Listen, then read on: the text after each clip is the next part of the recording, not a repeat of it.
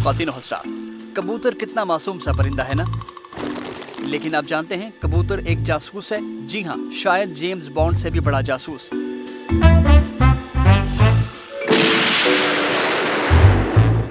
कबूतर एक शानदार नेविगेटर भी है, लेकिन कैसे? ख्वातीन और हज़रात, कबूतर में एक खास सलाहियत है घर लौट कर आने की, और इसी सलाहियत की वजह से कबूतर को जासूसी के लिए इस्तेमाल किया जाता रहा। आज की इस वीडियो में आपको बताएंगे कि कबूतर कब कब और कहां जासूसी के लिए इस्तेमाल हुआ, और कबूतर घर कैसे लौट कर आता है ना दिलचस्प टॉपिक।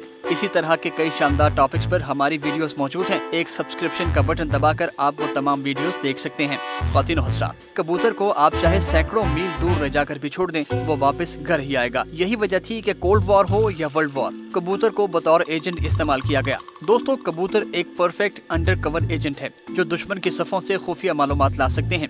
1970 की दहाई में अमेरिकी खुफिया एजेंसी CIA ने USSR की खुफिया मालूमात लेने के लिए कबूतरों का इस्तेमाल किया। उनके गिर्द कैमरे बांधकर उनको छोड़ा गया। ये एक बाकायदा क्लासिफाइड ऑपरेशन था। दोस्तों, पहली जंग अजीम के दौरान दोनों अतराफ की फौजों ने कबूतर को पैगाम रसानी के लिए इस्तेमाल किया, क्योंकि टेलीग्राफ वायर्स को हमले का खतरा था। दूसरी जंग अजीम में ब्रिटिश आर्मी ने 7.5 लाख कबूतर इस्तेमाल किए। बरतानवी इंटेलिजेंस ने खुफिया तरीके से एक पिजन सीक्रेट सर्विस भी शुरू की, जिसमें हजारों परिंदों को यूरोप पर छोड़ा गया था। कबूतर वहाँ से इंतहाई अहम मालूमात लेकर लौटे थे। जंगों में कबूतरों की शानदार कारकर्दगी पर 32 कबूतरों को मेडल से भी नवाजा गया। उनमें अमेरिकी कबूतर GI जो भी शामिल था।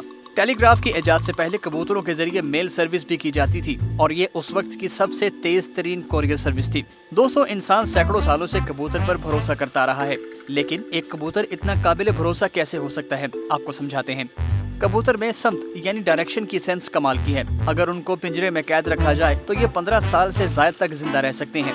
ये 700 मील या 1100 किलोमीटर तक लंबी परवाज कर सकते हैं, और वो भी एक दिन में। इनकी रफ्तार 90 मील या 140 किलोमीटर फी घंटा तक होती है, और इनसे बढ़कर ये कि इनको पता है कि घर वापस कैसे आना है। कबूतरबाजी का खेल इसीलिए तो दिलचस्प है कि उसमें कबूतर की परवाज और उसके घर आने की सलाहियत को जांचा जाता है।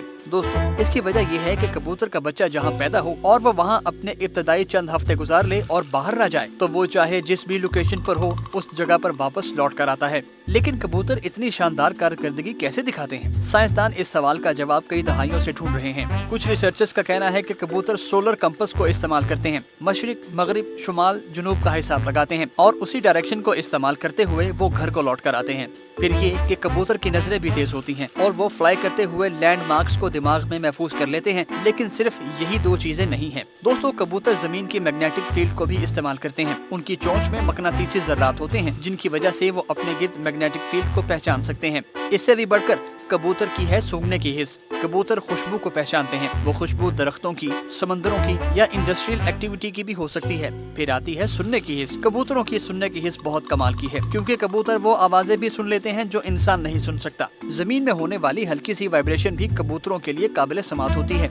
उनसे जो साउंड वेव्स निकलती हैं, उनकी मदद से कबूतर घर का रास्ता ढूंढ लेते हैं, क्योंकि जो साउंड वेव्स बनती हैं वो हजारों मील का सफर करती हैं। कुछ और सलाहियतों का इस्तेमाल करते हुए भी कबूतर घर को लौटते हैं, लेकिन कभी कभी खो भी जाते हैं, और हर लोकेशन से घर लौटकर नहीं आ पाते, लेकिन कभी कभी। दोस्तों, कबूतर की सलाहियतों को इंसान ने बड़ी कदर की निगाह से देखा है और इसका इस्तेमाल भी किया है, लेकिन अब कबूतर की कदर कम हो गई है और लोग उनको वो मकाम नहीं देते। क्या आपकी नज़र में आज भी कबूतर का वही मकाम है? हमें कमेंट बॉक्स में बताइए। इस वीडियो को लाइक और शेयर कीजिए। देखते रहिए एक्सप्लेनर उर्दू।